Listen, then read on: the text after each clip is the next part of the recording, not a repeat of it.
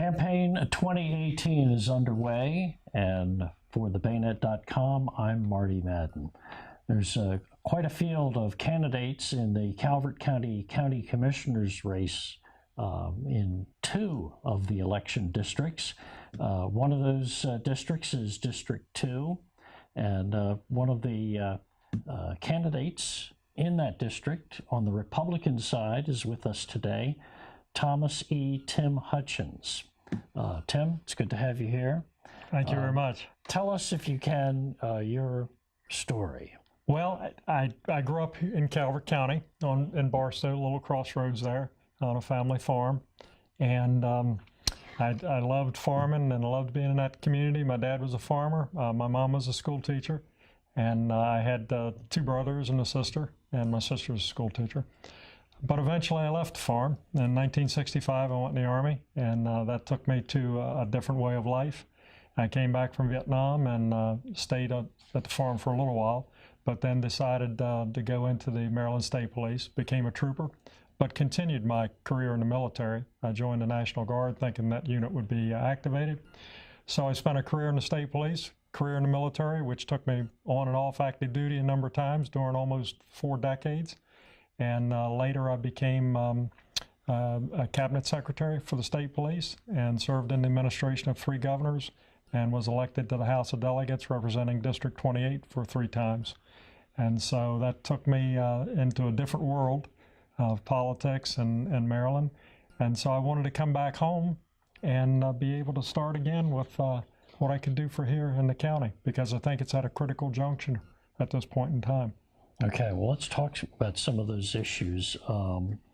Let's talk about the issue of public safety. Obviously, as a member of the military and a member of the state police and heading that department and overseeing its operation in all of Maryland's jurisdictions, how do you assess the public safety situation in Calvert? Well, as I mentioned, I think Calvert's at a critical juncture. When I was superintendent of the state police, I interacted, obviously, with all the jurisdictions in the state on behalf of the governor in that department, one of which was Calvert County, and we signed a mutual investigative bureau agreement during my tenure there. I think we need to lean forward and look at where we are and respect to all of Southern Maryland together. We are certainly on a major avenue coming out of the Washington metropolitan area. Crime follows corridors, the same as growth follows corridors. So we must maintain a robust law enforcement presence, and I think the Sheriff's Department has certainly grown tremendously over the years and needs to continue with that growth in order to stay ahead of the crime. The opioid crisis will not go away. We found that fentanyl was a big issue in the early 2000s, and now we're dealing with another type of opioid. So it's something we constantly have to be working on. Transportation is tied into public safety as well. Transportation is at a critical stage in Calvert. The average daily traffic count around 40-some thousand vehicles in Prince Frederick. That's a crossing point of not just local traffic, but also external traffic coming in and going down the corridor to here, Patuxent River Naval Air Base and the associated businesses there. So I think traffic is going to be a key issue in conjunction with public safety also, as well as it defines growth. Traffic capacity defines our growth capabilities. I want to go back to the health issue. You're talking about the opioid crisis, and there is a controversy brewing with medicinal marijuana. Do you have any thoughts on that? The medicinal marijuana issue came before us when I was in the House Judiciary Committee.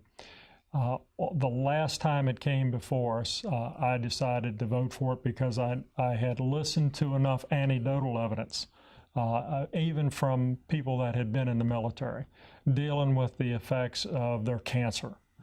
So I felt that it was needed an academic discussion beyond the committee. So I voted for it to move it to the floor, and but it never went anywhere. But eventually it did get accepted.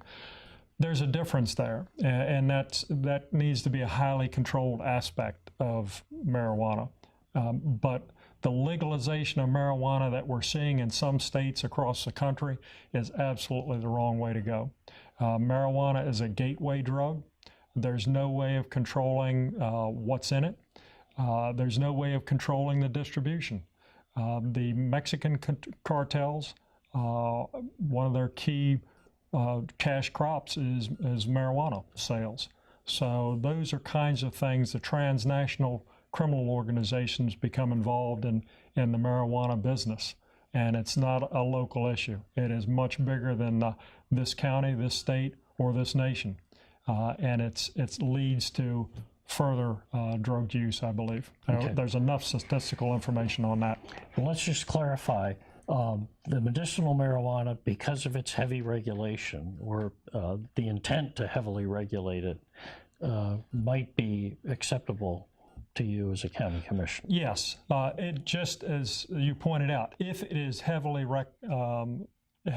controlled in its use and how it's prescribed, that is a major issue.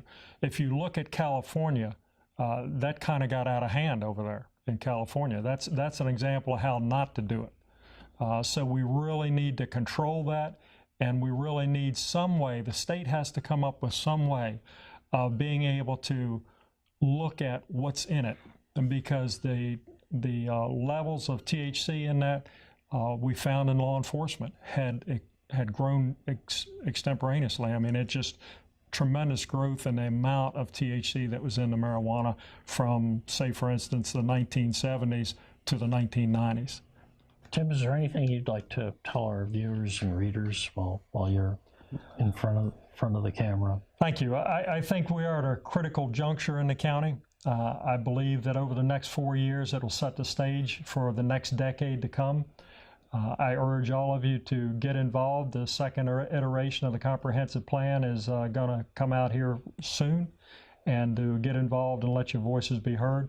But also understand that you have an opportunity to vote for all 5 county commissioners, no matter what district you live in. And I hope you maximize that vote in order to get a team in there that you want in there. Tim Hutchins, he's a candidate on the Republican side for county commissioner in Calvert County Election District 2. We remind voters out there who might have a tendency to give the primary a pass, this is not a good year to do it. 2018 has a lot of races that are going to come down to a decision in the primaries. So we urge you to vote on June 26th or take advantage of early voting, which is June 14th through the 21st. Thomas E. Tim Hutchins, we thank you for your service, and we thank you for coming before our cameras today and talking about your candidacy for county commissioner.